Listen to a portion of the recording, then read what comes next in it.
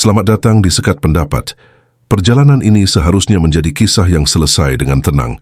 Seorang yang dibimbing Koh Dondi mengucap syahadat bahkan melakukan umrah, sebuah proses yang tidak main-main. Namun justru setelah itu, ia kembali berbalik arah dan menghadirkan rangkaian pernyataan yang berbeda dari apa yang ia jalani sebelumnya. Narasi demi narasi bermunculan, saling bertentangan dan memantik reaksi keras. Koh Dondi pun akhirnya menantang pertemuan terbuka, bukan hanya untuk menjawab, tapi untuk membuktikan apakah semua cerita itu benar, atau sekadar keberanian berbicara tanpa keberanian mempertanggungjawabkan. Tapi waktu itu saya mau deal-dealan aja. Kita menikah beda agama. Oke. Jadi ternyata pilihannya di Singapura. Itu kebayang kita ke Singapura, beda agama, tetapi ternyata pihak keluarga nggak mau. Saya harus dijadikan mualaf. Oh, sebagai syaratnya gitu ya? Iya, kalau mau terus 2023. Itulah memang dimakan bapak mati, kalau tidak makan ibu mati. Ya. Di satu sisi saya harus berlawanan dengan keluarga, sampai sekarang adik saya tidak mau terima saya. Sampai sekarang ketika saya kembali ke Kristen juga masih tidak terima. Jadi itu saya putuskan mualaf 2023. Mualaf waktu itu di mana mualafnya, Pak? DT. Boleh saya sebut? Iya, boleh. Donditan. Oh, Donditan. Ternyata dia mualafnya di Donditan. Itu 23 Juli. 2023 Juli. Berarti Donditan yang menggiring untuk mualaf. Betul, dengan pertanyaan-pertanyaan yang sebenarnya saya mau bisa jawab, tapi saya tahan karena memang mau menikah. Ya, karena memang mau nikah. Iya. Gitu. Jadi di sana itu kayak sok-sok belagu-belagu aja gitu. Betul. Jadi ya apa yang diambil referensinya juga buku-buku yang tahu sendiri. Oh iya, oke.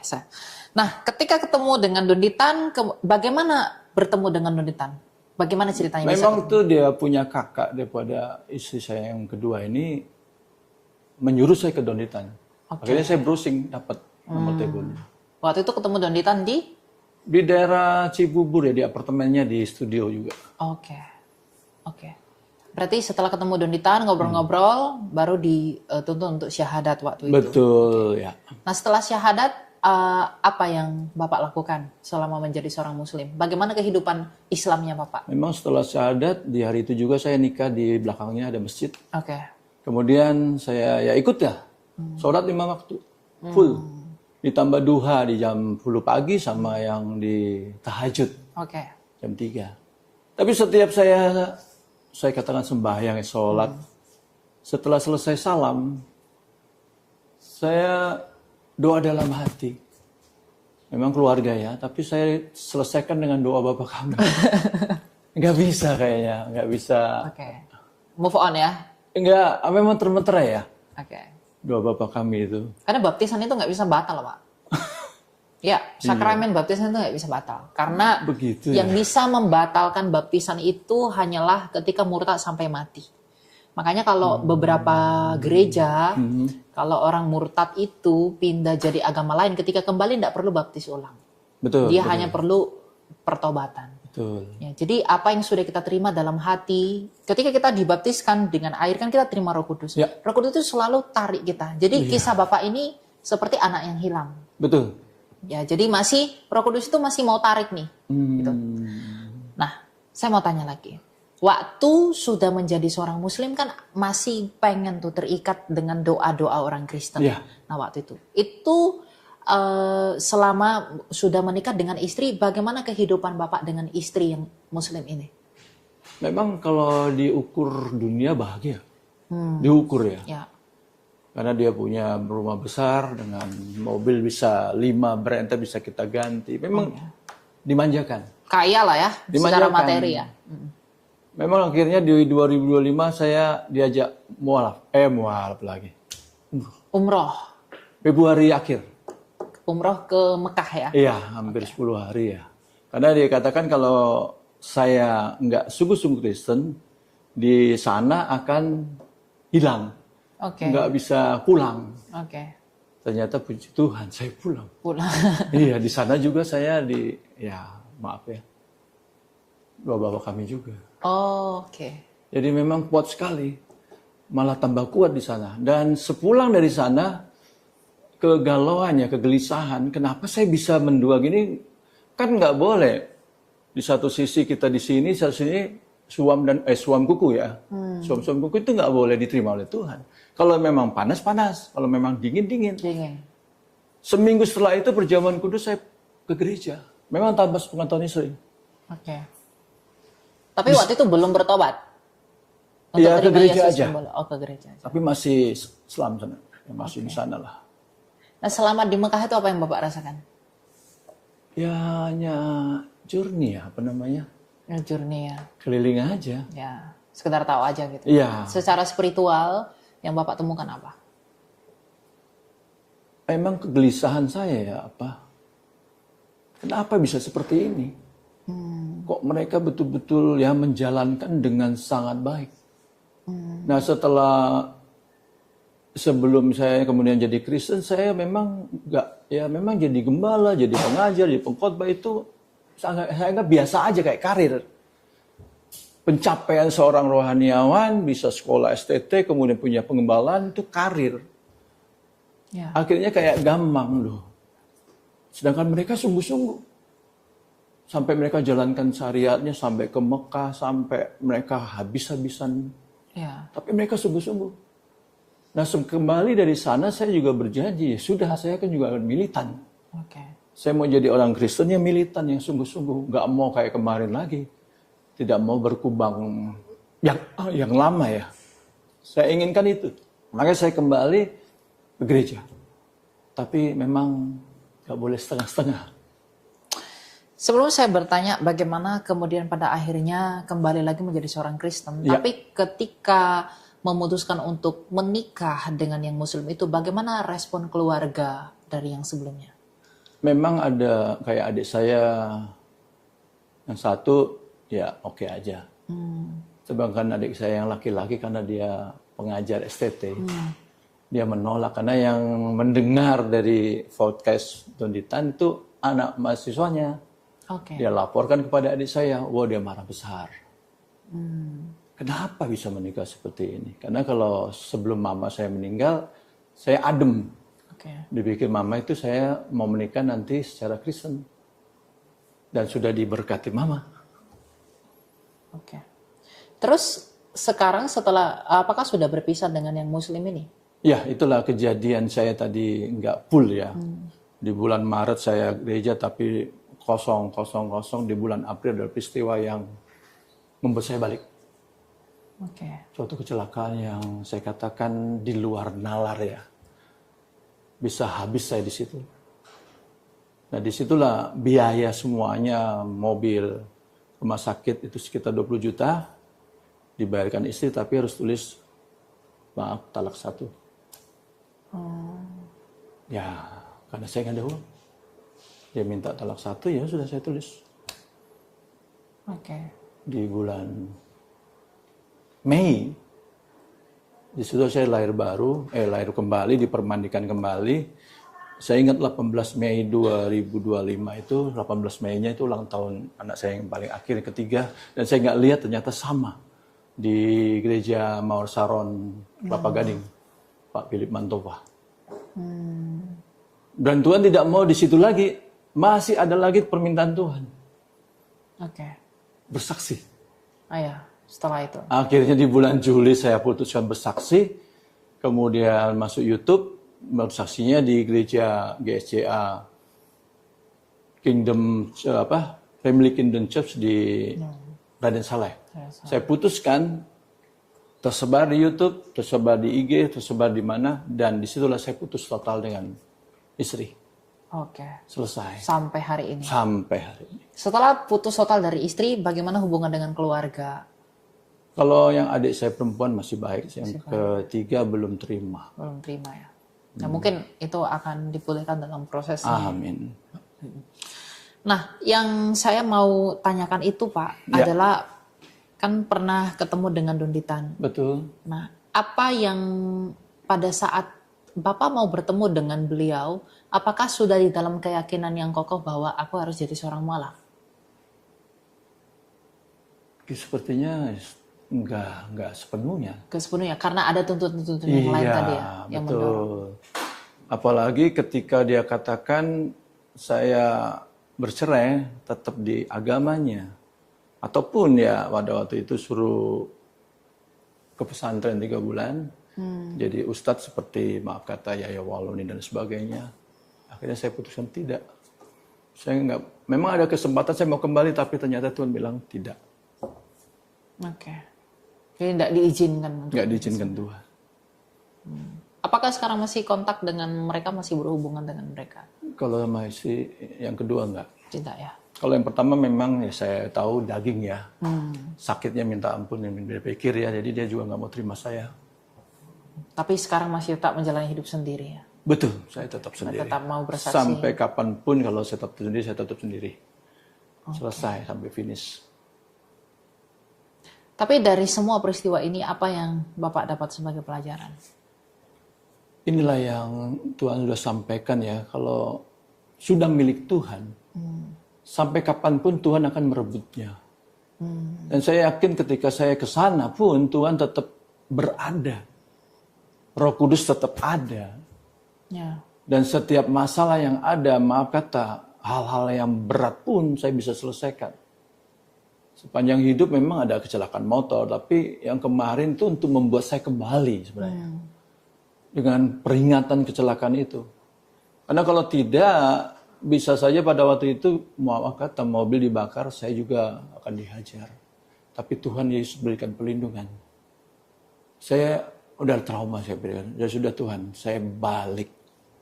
Saya nggak mau lagi mendukakan ya. Menyalibkan kembali Yesus Kristus Tuhan. Mempermalukan dia. Mempermalukan dia. Ya, termasuk podcast yang viral itu. Apalagi ditambah nama. Saya nggak pernah ganti nama. Ada yang ganti kasih nama kan. Saya nggak ganti nama. Nama saya tetap Albert Ray, nama pelayanan.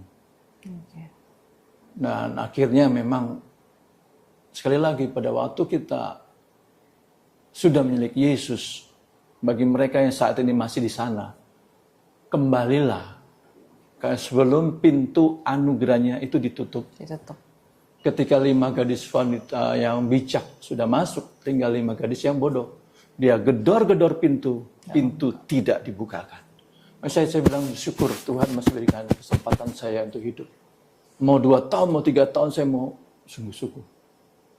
Karena saya nggak mau jatuh lagi.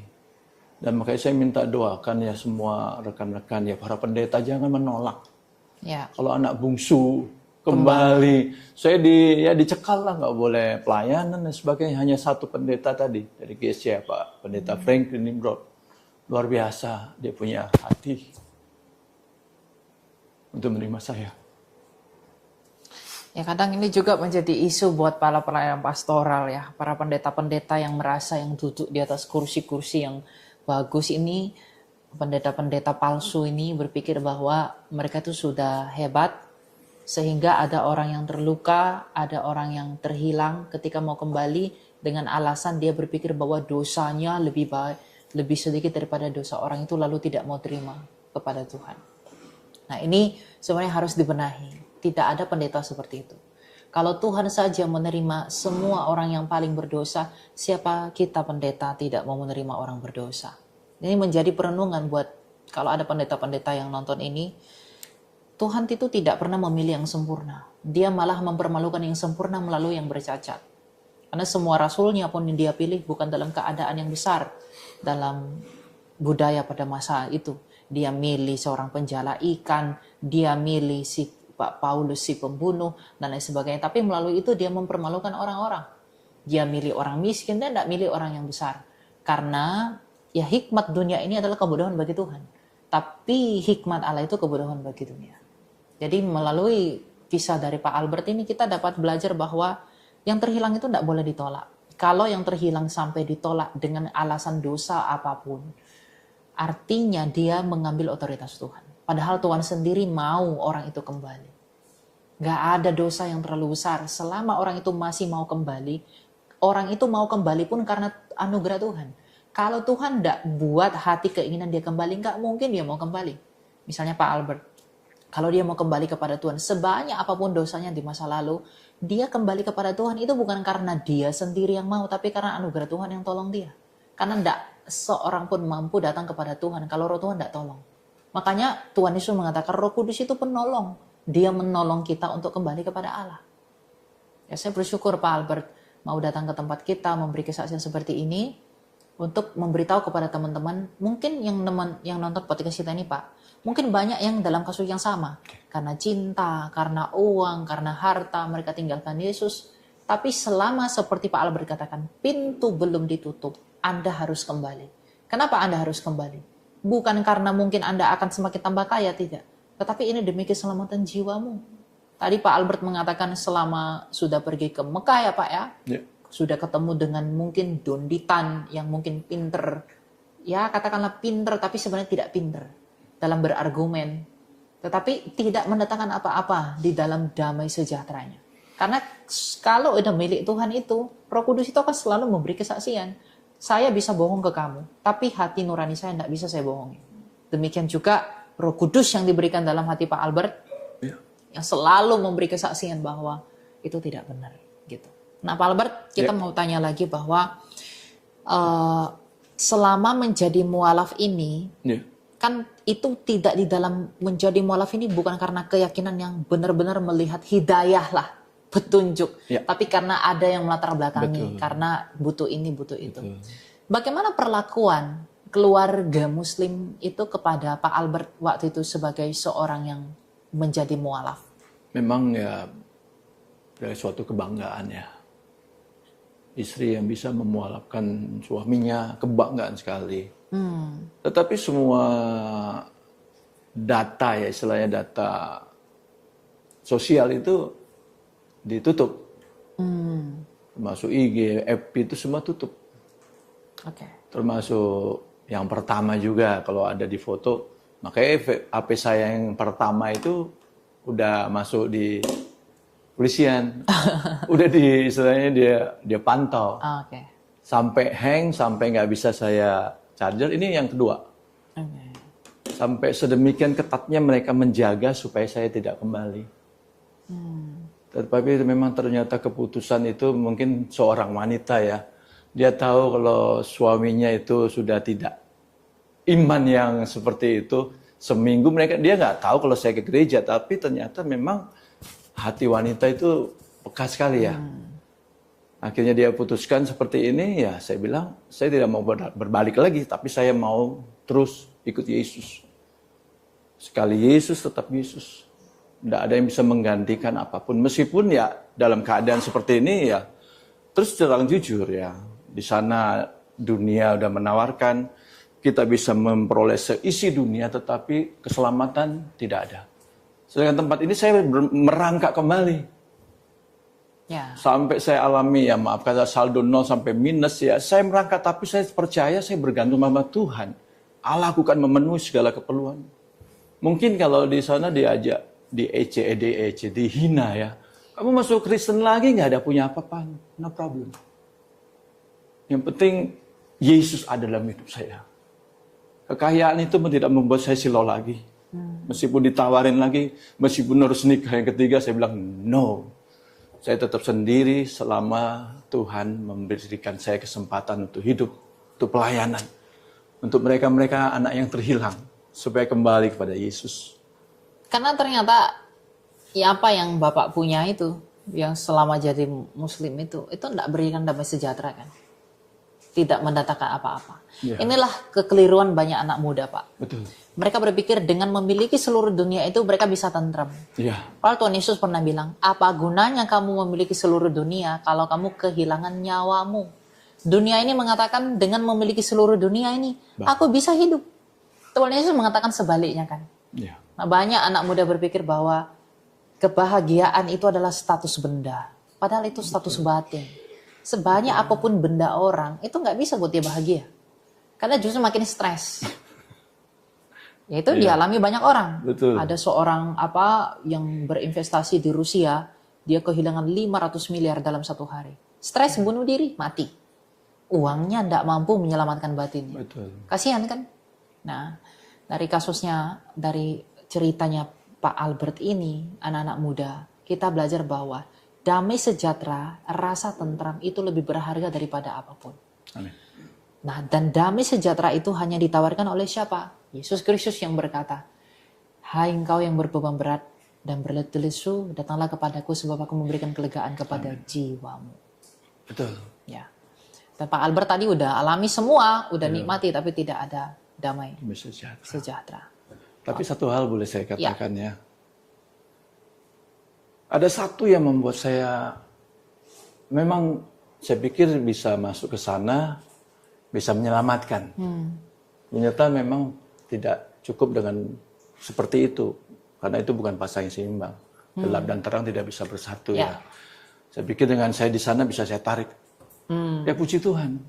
Ada satu nama yang saya tidak bisa sebutkan. Saya tuntun untuk terima Yesus. Oke. Itu yang menjadi saya bahagia. Saya bahagia sekali di situ.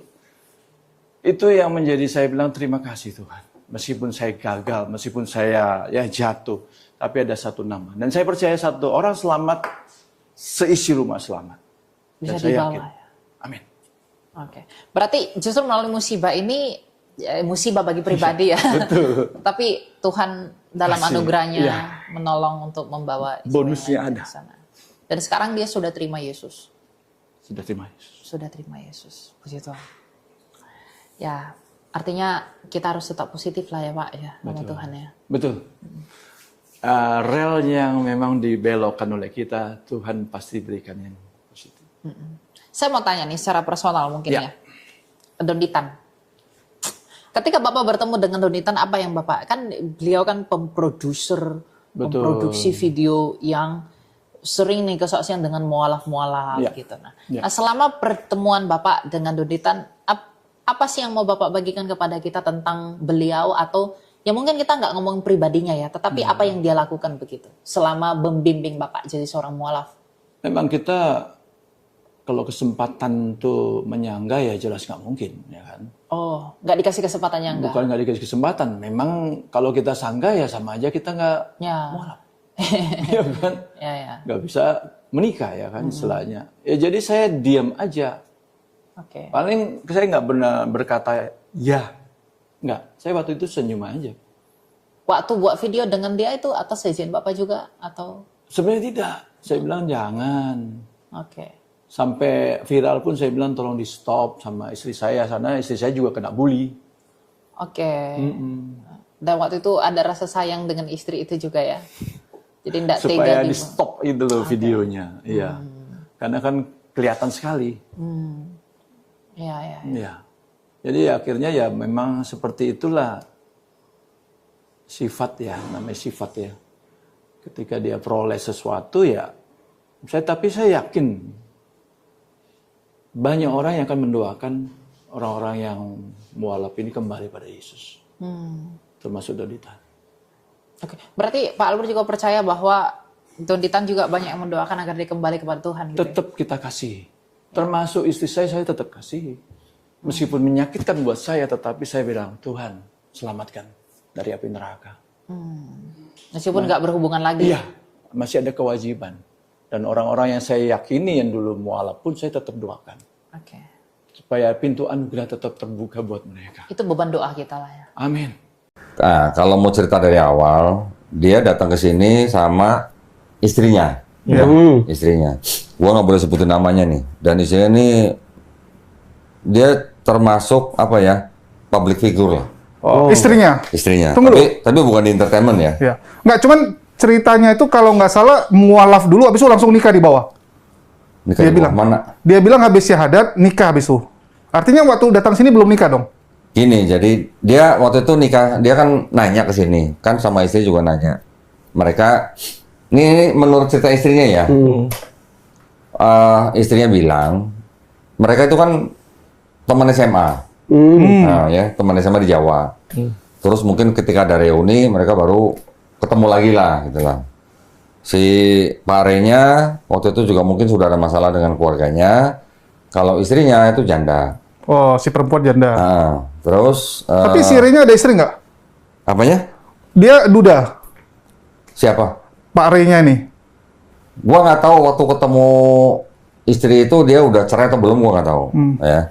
Tapi yang jelas ketika itu setelah mereka kenal, mamanya si Pak Re itu meninggal. Mamanya. Nah, mamanya Pare meninggal. Terus gimana ceritanya entah bagaimana. Akhirnya untuk ngurusin mamanya yang meninggal itu semua yang bayarin istrinya. Istrinya. Wih, Istrinya Muslim kan? Muslim. calon istri waktu itu. Ya, mungkin bisa dibilang calon istri lah. Oh belum Enggak, nikah, pas- tapi dibiayain. Ya. Oh, pas dibiayain. datang ke sini konfirmasi statusnya sudah jadi istrinya atau belum? Belum kayaknya. Oh, belum ya? Kayaknya waktu itu mereka memang bilangnya mau nanya, justru nanya mereka harus gimana. Ya gue bilang nikah aja dulu. Gue bilang kan. Tapi kalau mau nikah siri harus masuk Islam. Karena nah ini yang penting makanya nih. Jadi ketika mereka sudah ketemu lagi, istrinya tuh ngaku sama saya bahwa sebelum nikah mamanya Pare meninggal, terus yang ngurusin semuanya itu, yang biayain semuanya calon istrinya. Calon ya. Calon istrinya ya. Wih, Dibiayain semua. Terus, jadi kan Pare ini merasa kayak berutang budi, Ya. gitu ya. Iya. Karena merasa berutang budi, dia akhirnya mau menikahi, Perempuan itu. Bukan karena cinta. Istrinya. ya nggak tahu lah, gua nggak ngurusin itu lah. Terus, setelah itu si Parenya ini menurut istrinya ngajak calon istrinya itu untuk nikah beda agama. Oh. Sampai jemput-jemput ke Singapura segala macam. Istrinya nggak mau. Kalau lo mau nikahin gue ya lo harus masuk Islam. Masuk Islam. Sampai akhirnya datang ke sini, gitu, ya kan? Terus di sini ya sempat ngobrol sebentar, akhirnya syahadat, ya kan? Setelah itu, setelah mereka menikah siri, gue nggak datang ketika mereka nikah siri. Diundang. Lupa aku juga. Terus setelah itu rutin lah, hampir berapa kali mereka sempat datang lagi ke sini. Pernah kan waktu yang ribut katanya istrinya ada yang istri lama, ya kan, istri lama kan segala macam lah. Pernah datang sini klarifikasi, ngasih lihat dokumen-dokumen dan segala macam. Selama beberapa waktu tertentu itu istrinya sering WA sama saya, istrinya ya. Konsultasi. Istri yang Konsultasi. lama. Enggak, istri yang baru. Oh, yang baru. Yang muslim lah. Yang muslim. Iya, yang muslim. Konsultasinya gimana gitu. Apa namanya? Dia ngasih tahu suaminya begini gitu kan. Ya, gue cuma bisa kasih nasihat. Jadi ternyata Pak Re itu menikahi istrinya ini, yang muslim ini, boleh dikatakan ya, ini perkataan istri yang terakhir nih, Iya. bahwa Pak Re itu hanya seperti numpang hidup. Numpang hidup. Numpang hidup. Numpang hidup. Kok mirip Ini kawan kita? istilah istrinya loh, yang gue cuma ngutip doang nih. Kalau ada yang mau konfirmasi boleh, gue bisa temuin sama orangnya. Nggak punya apa-apa, ya, si Parenya ini nggak punya apa-apa. Menikah dengan ibu ini, numpang hidup, bahkan sama istrinya tuh sampai dibikinin usaha. Dimodalin. Luar biasa.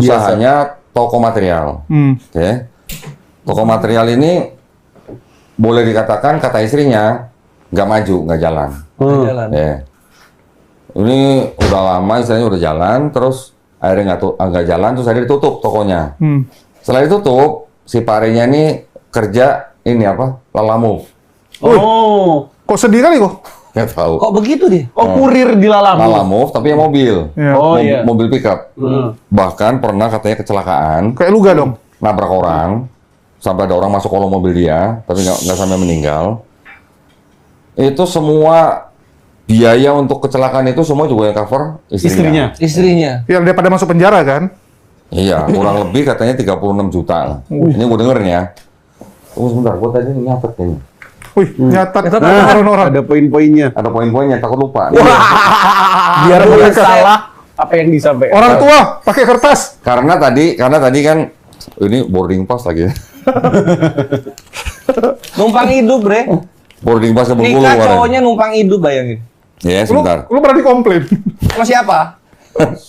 Nih, yang pertama, jadi Pak Re ini menurut istrinya itu menikahi istrinya itu karena menganggap dia berutang budi ke istrinya itu, karena kan membiayai pemakaman mamanya. Terus yang kedua, selama dia menikahi istrinya ini, yang muslim ini, Pak Re ini tidak pernah memberikan nafkah material sedikit pun. Sepeser pun nggak ada. Kok senyum dia? Oke. Nggak, maksudnya di ajaran kasih yang dulu nggak diajarin. Apa gimana? Nggak ada aja. Terus yang ketiga, ini perkataan istrinya, gue cuma nyatet nih. Jadi dia hanya numpang hidup, bahkan diberikan usaha toko material, ya. Terus awalnya dia ngajak nikah beda agama, ya tadi gue ceritakan. Ya, dia ada cerita juga di Iya. podcast orang. Ya. Terus kan ada cerita apa namanya umroh, Iya. ya kan? Jadi sebenarnya waktu umroh itu istrinya juga udah konsultasi sama saya. Sebelum umroh. Sebelum umroh. Jadi saya tuh nanya gini, ini suaminya kelihatannya tuh nggak ngejalanin Islam gitu. Ngejalanin Islam itu cuma pura-pura. Gitu. Nggak sholat nggak dia? Gua nggak tahu pasti, tapi sepertinya nggak menjalankan sholatnya. Ya, jadi istrinya nih, ya memang kalau boleh dibilang sangat-sangat kecewa karena suaminya ini mempermainkan agama, dianggapnya mempermainkan agama. Bukan masalah duitnya lah, tapi karena agamanya lah ya. Kalau duit nggak seberapa lah dia. Buat istrinya itu duit nggak masalah gitu lah. Oh, kaya banget berarti. Kaya banget ya. Di belakang nanti. Ya, jadi buat istrinya ini duit nggak masalah. Makanya sampai dia ngeluarin mungkin gua nggak tahu ya. Kalau sama umroh berarti udah ratusan juta. Ratusan lah ya. Oh, kok material kok? Rukonya sewa berapa? Oh iya, ruko terus. Kalau masalah ruko dia nggak cerita sewa berapa atau punya siapa nggak tahu, nggak sewa. Tunggu. Bahkan sampai si istrinya ini rumahnya kan nggak cuma satu. Iya. Jadi kalau mereka lagi berantem, si suaminya suruh tidur di rumahnya kosong. Disuruh pindah. Enggak, karena versi lakinya dia cerita istrinya ini sangat kaya, bahkan mobilnya tuh berjejer dibilang. Ya. Oh gitu. Iya. Ya. Dia Kan cerita. istrinya. Ya. Ini Pabrik figurnya tapi bukan entertainment ya. tapi ini apa, Ustaz Master? Ya tadi kan ada Singapura, nanti nikah beda agama di Singapura. Idenya siapa itu? Idenya Pare. Lakinya, Pari. Oh, ide yang Pare. laki-laki yang Iya. ini yang masuk Islam terus keluar lagi Iya. itu. Ya, itu Itu duit dari mana dia bisa ngomong kayak begitu? Kok Karena duit? di Tak urusan istrinya. sama duit. Singapura kan? Dia nggak punya duit. Kok bisa ide ke Singapura? Ya minta cewek yang bayarin lah. Enggak, itu memang dia bilang. Dia ada cerita. Sebelumnya dia memang tawari untuk nikah beda agama, tapi si perempuan nggak mau. Ya baru terakhir dia bilang ya udahlah, dia ngalah.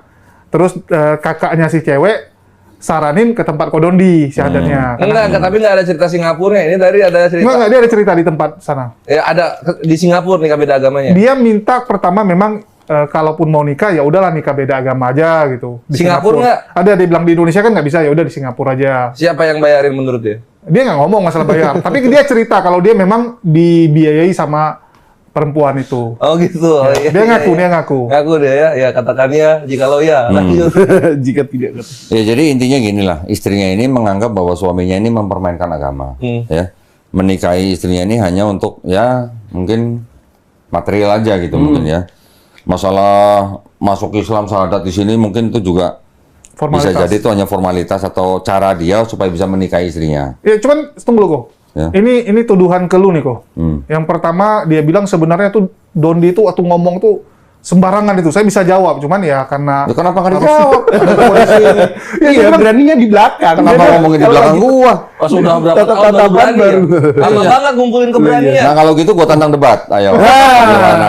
Berani nggak gitu? Juga dia lulusan STT kebetulan. Kalau gitu gua tantang debat. Iya ya nggak? karena dia bilang itu Dondi kasih buku-buku semua saya bisa jawab, tapi karena ya sudahlah mau mualaf, Mau saya mualaf. iyakan aja dia bilang.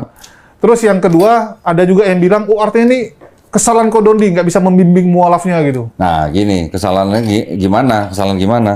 Gua sudah mempersiapkan guru privat, gua udah tawarin. Kalau nggak salah dia sempat belajar, tapi hanya beberapa kali doang. Jadi, menurut istrinya, dia memang sepertinya hanya ingin apa sih? Hanya pura-pura gitu loh. Pura-pura di depan istrinya. Yang penting nikah. Yang penting nikah. Yang penting dapat usaha, gitu lah. Jadi dibilang numpang hidup sih ya dibilang, ya kan? Numpang hidup tuh bahasa sekarang apa ya numpang hidup? Benalu. Benar lu. Kayaknya ya. Ya, tar dulu, ini ada lagi nih. Terus ada lagi, kan umroh. Nah. Itu umroh kapan? Tahun lalu? Tahun ini kalau nggak salah. Awal tahun dibilang Tahun ya? ini ya kalau nggak salah. Sebelum umroh, istrinya konsultasi sama saya. Ya. Dia maksudnya ngajak umroh tuh maksudnya untuk Menguatkan imannya? satu itu, tapi kedua juga untuk supaya si Pare ini bisa ngambil keputusan mau terus apa enggak gitu dengan umroh itu. Harapannya istrinya dengan umroh dia jadi yakin sama Islam, terus jadi mau terus gitu, ya. Tapi istrinya juga ingin nguji dengan umroh itu dia bener nggak Islamnya. Ternyata menurut cerita istrinya ketika umroh ini mutawifnya itu lapor sama istrinya. Bahwa ya ibadah umrohnya kurang bener lah gitu, ya. Cuman kayak orang jalan-jalan aja main-main gitu lah. Ya. Terus ada apa lagi nih? Bahkan di Mekah si Pak Re ini pernah jatuh 2 kali. Cuman nggak diceritain mungkin di itu ya. Kalau gue sih nggak nonton, gue nggak nonton videonya. Si istrinya Tadi nonton. Terus dia cerita, yang diceritain di podcast itu nggak semua diceritain. Iya. Si Pare itu jatuh 2 kali, ketika keluar dari kereta cepat, orang lain lewat situ nggak jatuh, dia sendiri jatuh 2 kali. Sampai kesungkur katanya. Tersungkur. Ya itu sih urusan ini nggak tahu lah.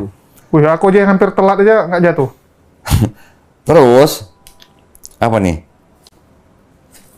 Waktu umroh, gua sih sebenarnya waktu itu, ya kan karena gue ditanya ya, ya itu terserah ibu. Ibu mau ngajak dia umroh ya mau ngomong gua aja. Setelah itu kan selalu pulang umroh juga cerita lagi, bahkan istrinya telepon, Pak Re juga telepon. Nah, di situ gua sempat mendengar dari istrinya bahwa suaminya itu pernah ngancem mau ngebunuh. Ngebunuh? Ngancem. Beda. Bunuh diri atau ngebunuh? Ngancem. Ngancem. Iya, maksudnya ngancamnya ngebunuh atau bunuh diri? Ngebunuh. Ngebunuh? Ngebunuh siapa? Yang bunuh sih lah. Istrinya. Bunuh siapa? Ngebunuh bini. Ini ancaman, ini menurut istrinya loh ya. Ini menurut istrinya loh. Perkataan istri ya? Perkataan istrinya. Itu diceritain nggak di sebelah? Enggak ada. Mungkin enggak. Nah, mungkin enggak. Nah, terus apa namanya? Ketika pulang umroh juga, istrinya cerita, ya memang kelihatannya memang sudah nggak bisa diterusin. Oke.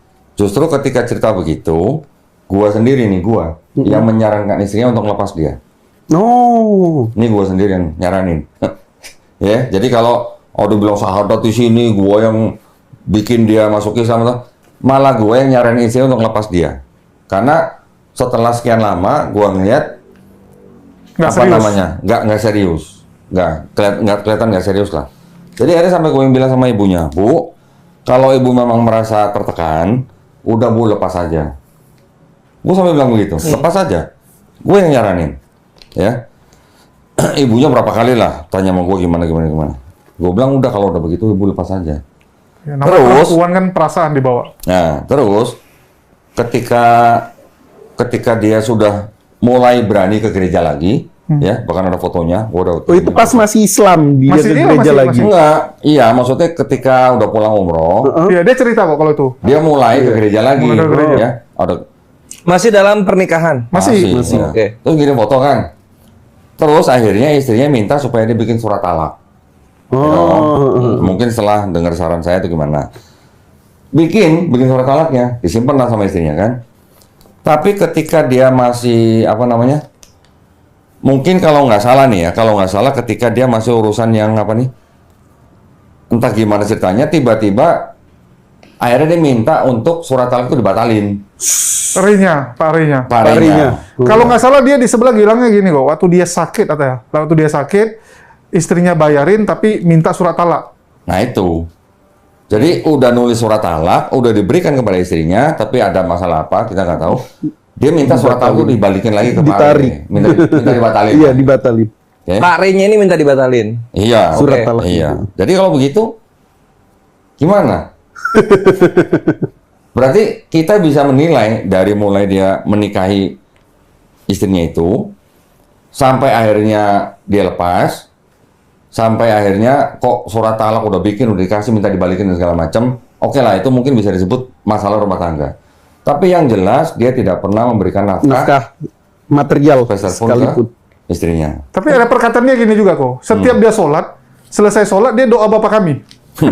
Ya itu urusan dia, Iya, kalau soal iman itu sebenarnya cuman urusan dia. Cuman dari cerita ini yang bisa dikonfirmasi nih, bisa istilahnya kita konfirmasi ke orangnya langsung nih, ke istrinya nih. Ya boleh dibilang menurut istrinya benar dia bahwa dia hanya mempermainkan agama. Gitu. Dia mencoba kalau dia bilang. Soalnya syariat-syariat Islam Nggak ketika dijalanin, dia iya. memeluk nggak pernah diterapkan. Kalau versinya dia gini, dia berusaha. Dia berusaha mempelajari Islam, tapi entah kenapa hatinya tuh lebih cocok ke agama lamanya. Terus waktu di umroh, dia pikir disitulah titik balik. Tapi memang umroh... Dia nggak bilang pas umroh, pas di Ka'bah lihat Yesus. Enggak, dia anggap... murtadin. Dia enggak. Dia bilang, di situ malah dia terkejut melihat umat muslim tuh kok benar-benar serius banget gitu. Ya mungkin dia bandingin dengan agama lamanya yang istilahnya kalau wisata rohani pun ya cuman foto-foto, jalan-jalan. Kalau umat muslim tuh khusyuk banget, diakui. Kalau Islam itu entah kenapa haji itu benar-benar umroh sama haji itu serius gitu kan. Fokusnya ibadah. Dari situ dia mengatakan Tuhan berbicara sama dia, artinya dia harus putuskan. Nggak boleh lagi setengah-setengah, nggak jelas. Kan selama ini abu-abu. Jadi setelah pulang umroh, dia putuskan dia balik ke Kristen. Ya, begitu dia balik dari umroh, dia langsung ke gereja setiap minggu. Nah, terus yang kecelakaan itu, yang kecelakaan itu kan Pak Renya pada waktu itu kan butuh biaya untuk menyelesaikan itu kan. Dia minta sama istrinya untuk nalangin, untuk bayarin. Ngutang dia ke istri, ngutang. Nggak bilang ngutang atau apa, pokoknya minta dibayarin lah. Istrinya bilang ya udah kasih talak ganti itu. Cuman istrinya bilang kalau lu mau gue bayarin semua yang masalah kecelakaan ini, lu bikin surat talak. Gitu. Nah itu akhirnya dia bikin. Cuman setelah selesai urusannya kecelakaan, belakangan malah dia minta surat talak itu dibatalin. Nggak, ini terakhir statusnya sekarang gimana, Go? Lah kalau udah talak ya udah cerai lah. Udah dikeluarin. Enggak, pas dia minta surat talaknya ditarik atau dibatalin, diiyain sama istrinya. Enggak kan? Udah dibalikin. Enggak, gini, Go. Itu kan bicara kalau talak itu kan secara hukum agama. Iya. Kita bicara hukum negaranya. Gua rasa dia belum ke KUA. Oh, Dia belum nikah di KUA, dia hanya nikah siri. Kalau sekarang udah nggak tinggal bareng artinya? Enggak. Sejak Udah lama sebenarnya nggak tinggal bareng. Oke. Karena sering istrinya kalau marah, lu jangan tidur sini, tidur di rumah yang kosong itu gitu. Jadi sebenarnya si Pak Renya ini nggak mau cerai sebenarnya. Iya. Oh iyalah, lepasin Iya dong. rugi dong. Sayang dong. Sayang. Oh. Sayang ini, saya nggak dapat apa-apa maksudnya. Enggak, tapi karena dia udah umroh, terus balik lagi ke Kristen, udah bisa dipakai buat bahan jualan. Oh. Datang ke podcast sini-sini, rame. Iya. Enggak. Jadi terakhir Kasih kesaksian di gereja, rame. Udah dapat modal dia. kalau versi dia, ya dia melihat umat Muslim yang sangat serius dalam ibadah, itu memotivasi dia untuk serius juga, untuk serius. Ibadah di mana? Ya, jadi dia Masjid kembali atau gereja? Jadi kemarin dia sempat ke ini, ikut di gereja Mawar Sharon yang Kelapa Gading, Mall Arta Gading. Oh, dia GMS berarti. Sempat di Mall Arta Gading GMS, sempat dia bilang. Terus dari situ, ya cerita dia viral, mulai diundang kesaksian. Jadi sekarang karena udah nggak ada istrinya, pendapatan dia ya ini jadi diundang. Oke. Mau gua kasih tambahan apa pendapatan nggak? Apa tuh? Debat. Debat. Oh, Debat. iya. Gua kasih amplop ntar. Ada duitnya. Berapa amplopnya? Berapa? Tergantung. Menang gereja dong kok. Gereja sekali kasih lebih banyak dari lu. Debat. Untuk Pak Ya, Re ya. gini aja, dia dari gereja dapat berapa misalnya gitu kan. Misalnya 5 juta gitu. Bisa gua kasih 2 kali lipat. Kalau dia mau debat. Amin. Kalau udah mau debat lo ya. Sekali aja kan, debat sekali aja pun. Ayo Pak Re. aja. Kan Pak Re bilang pas di podcast yang lain, itu yang disampaikan Donditan bisa gua jawabin semua yang ada di buku-buku. Nah, ditantang debat sama Dondi. Kita debat aja. Kebetulan denger-dengernya lulusan STT juga. Wah, menarik itu. Lo jual mutlak, lo nggak apa-apa. Kalau dia bilang dia nggak bisa jawab gua, ternyata dia bilang dia bisa jawab gua, ya udah kita tolong jawab di dalam debat. Nah, dapat pendapatan juga. Gua bayar. Nothing tulus lah ya. Iya. Nothing tulus loh, tinggal debat aja. Bawa temen jangan atau buy one? Boleh buat temen, bawa 2 pendeta juga boleh, bawa Elia juga boleh. Tapi Elia kan apa? Ya. Boleh aja bawa Elia, boleh. Tapi Elia masih ada trauma sama lu kok. Trauma. Emang gua ini apa sampai dia trauma? Wah, iya parah. Lu Ketemu aja belum udah trauma. bikin Elia trauma. Lah buktinya dia nggak mau datang pas undang Dr. Richard Lee. Malah nyuruh DPO, admin. Jadi itu yang bisa gua catat nih dari ibu itu ya, dari mantan istrinya. Iya. Jadi ternyata mobil yang bak material juga pinjem katanya. Oh iya. Pinjem. Kecelakaan katanya. Tadi menariknya di sini, Kak. Kan apa katanya dia sambil dia mencari dalam kebimbangannya gitu kan. Kenapa nggak sambilnya itu sambil menafkahi juga gitu loh? Ya mungkin pas dia menikahi istrinya itu memang dia lagi nggak ada penghasilan. Berapa tahun nikah itunya? 2 tahun lah. 2 tahun. Yang gua kenal Nggak dari sampai. dia ya kurang lebih 2 tahunan ini. Iya. 2 tahun. Nggak sampai nggak sih? 2 tahun konsisten 1 tahun nggak setengah lah. nafkahin. Sebelum nikah kerja apa? Nggak jelas juga. Gimana? Nggak kenalnya dari mana?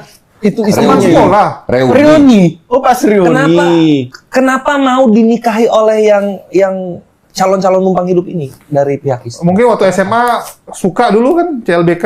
Ini kalau saya dengar ceritanya nih ya, baru tadi nih saya juga dengar nih. Jadi ternyata di SMA itu ternyata Pak Are itu dikenal tukang bohong. Waduh.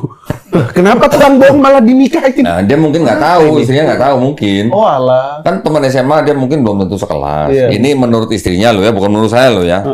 Menurut istrinya tadi cerita di SMA dia juga terkenal tukang bohong. Nah maksudnya si istrinya itu mungkin mau menerima, mungkin karena orang ini mau masuk Islam. Itu aja sebenarnya sih. Berarti dia si Pak Rey ini apakah dia menawarkan diri, "Oh, saya akan masuk Islam jikalau saya menikah dengan kayak gitu?" Enggak, justru istrinya minta kalau lu mau nikahin gue, lu masuk Islam. Oh, berarti nawarinya pertama Pak Rey-nya saya karena Nikah beda agama.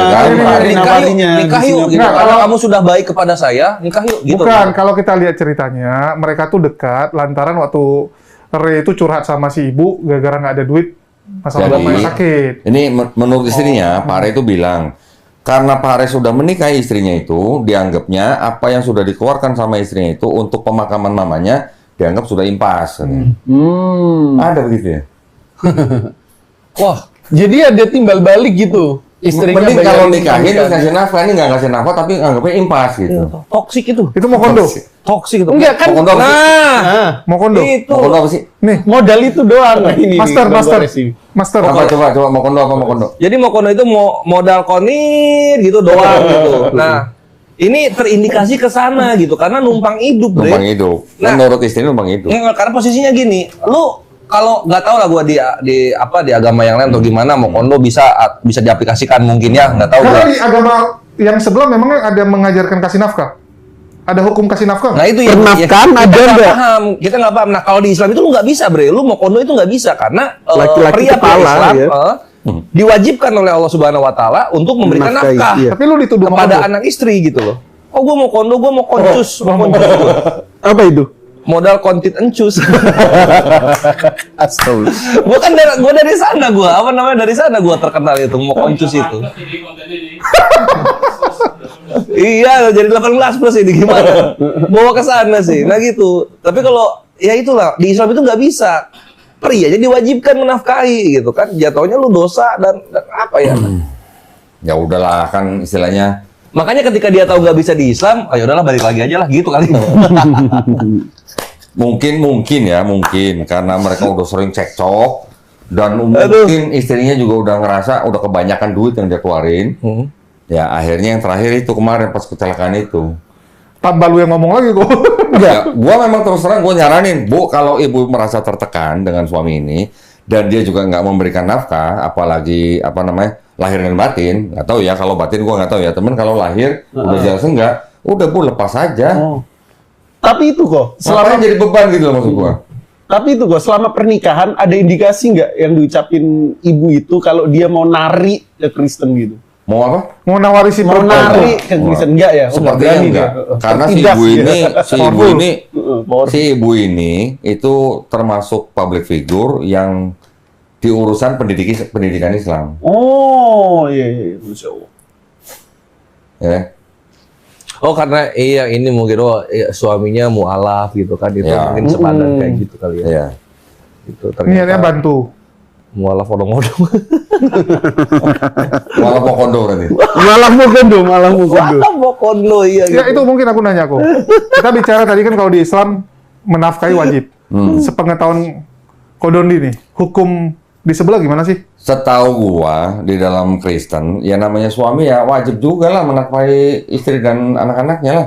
Tapi Yesus Ada dalilnya. Kalau dalil persisnya setahu gua gini, karena istri kan harus tunduk kepada suaminya. Iya. Dalam segala sesuatu, tahu itu gua. Kalau suami tunduk, berarti suaminya dong yang berkuasa dong. Betul. Nah, ya sudah kalau begitu aja kan bisa aja kita nanti baca tafsirnya.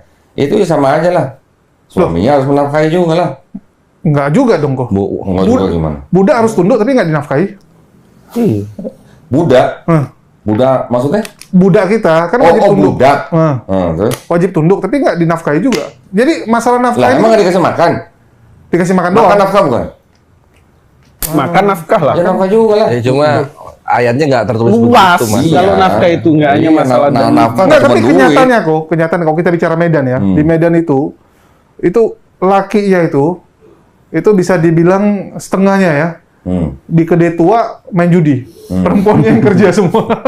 Oh. Nah, ya itu kan ya, berarti kan nggak sama dengan yang Islam. Iya. Di Islam kan justru kan suami yang bertanggung jawab sandang, pangan, papan. Betul. Iya. Ada sandang, baju, pangan apa ya makan. Makan. Papan ya rumah. Al-Baqarah 233. Nah itu. Istri anak lagi. Nah istri anak lagi. Nafkahilah istri. Sekarang emang Kristen suami nggak wajib menafkahi istrinya. Enggak lah, gua rasa pasti ya tetap tanggung jawab lah. Tergantung. Nah, orang istri harus tunduk pada suaminya. Loh, Emang ada kalau istri yang menafkahi terus istrinya tunduk sama yang dinafkahi? Tafsir itu jatuhnya Nah, tafsir makanya, eksegesis kan itu. Masa ada begitu kan enggak? ada? Nggak, maksudnya secara dalil kan kalau nggak salah ya tertulisnya tuh tunduklah kamu kepada suamimu sama seperti kepada Tuhan, Bre. Iya, kepada Yesus. Gini, kalau ajaran Paulus sih ada benarnya. Istri tunduk kepada suami. Kepala istri adalah suami. Iya, Kepala betul. suami adalah Yesus. Iya. Kepala Yesus adalah Bapa. Iya. Gitu. Nah coba deh dilihat kalau nggak salah Efesus 5:22 deh coba. Bentar. Efesus 5:22. Tunduklah kamu kepada suamimu sama Iya, seperti tunduk kepada doang. Tuhan. Kita Lu familiar bicara. nggak ada orang perempuannya yang nafkahi, perempuannya yang tunduk? Ada. Ada aja, Bre. Ada aja. Perempuan yang nafkahi, perempuan yang tunduk ada. Ini kan. Oh iya, Timotius. Efesus 5:22. Iya, nanti sampai 24 itu seru. 1 Timotius 5:8. Hai istri, Ya coba. tunduklah kepada suami istri. Kolose 3:19. 1 Timotius 5:8. Kita baca aja. Coba apa satu? Oke. Tetapi jika ada seseorang yang tidak memeliharakan sanak saudaranya, apalagi seisi rumahnya, orang itu murtad dan lebih buruk dari orang yang tidak beriman. Oh tuh. Apa kenapa? Memeliharakan. Orang yang tidak menafkahi keluarganya. Coba tulisannya gimana? Jikalau Apalagi- seseorang, tetapi jika ada seseorang yang tidak memeliharakan sanak saudaranya, apalagi seisi rumahnya, orang itu murtad dan lebih buruk dari orang yang tidak beriman. Oh, Berarti ada, orang Bre. yang tidak menafkahi keluarganya dianggap murtad. Iya. Lebih buruk Ada. bahkan dari orang yang tidak Ini beriman. ajaran Artinya Paulus. ada ya? Paulus punya ya? Paulus, keren Paulus. Yesus kali, Bu. Paulus bukan? Atau Paulus. Yesus? Timotius, Paulus. Paulus ya? Paulus yang ngomong ya? Bukan Yesus. Oke. Berarti ada. Sebenarnya ada. Berarti ini emang orangnya nggak belajar agama dengan baik Iya. di dua tempat. Mungkin. Gitu ya? Mungkin dulu waktu di STT sering bolos kali. Iya, sering bolos. Ya udah kalau- biarin aja. Kalau buat gua tuh nggak masalah, terserah. Dia mau masuk ke Islam, mau keluar lagi, itu bukan urusan kita. Iya, nggak bisa kita atur. Ya maksudnya muslimah ada yang apa? Di Islam pun menzolimi juga jatuhnya, kan? like prohibidin. Yang kita lakukan, melindungi muslimahnya. Yes. Muslimahnya konsultasi sama kita dengan keadaan seperti itu, ya sudah, malah saya sendiri yang nyaranin, udah Bu, lepas aja Bu. Berarti dari Start Master saran Iya. pisah itu ya? Iya. Hmm. Udah kan, gitu. Iya. Nggak ada masalah, mau balik lagi ke agama lamanya buat kita. Loh, orang dia masuk Islam juga, kita nggak tahu persis dia benar-benar mau menjemput hidayah apa enggak. Dan katanya Kita nggak udah dipaksa membina. juga. Nggak, kita juga udah membina, kita udah kirim guru juga. Iya, tanggung jawab kita udah inilah, udah Udah. selesai. Udah lah. gugur tanggung jawabnya. Tanggung jawab udah selesai. Ya karena di tempat Kodondi setiap mualaf dikirimi guru ngaji ya. Dikirimin guru ngaji. Luar biasa loh. Oh, Ikhwan, mantap Start Master itu. Jadi kalau ada yang ngomong kayak gitu, kalian nggak tahu kinerja Start Master. Kesian. Ya, cukup. Apalagi? Apalagi, silakan. Master Mokondo. Master Mokondo. Mokocus. Nah, Mokocus. ini harus dikenalin dulu. Dia yang meloporkan kalau Mokondo hebat. Silakan, Mas Baris. Mokondo. Oh, gimana ya?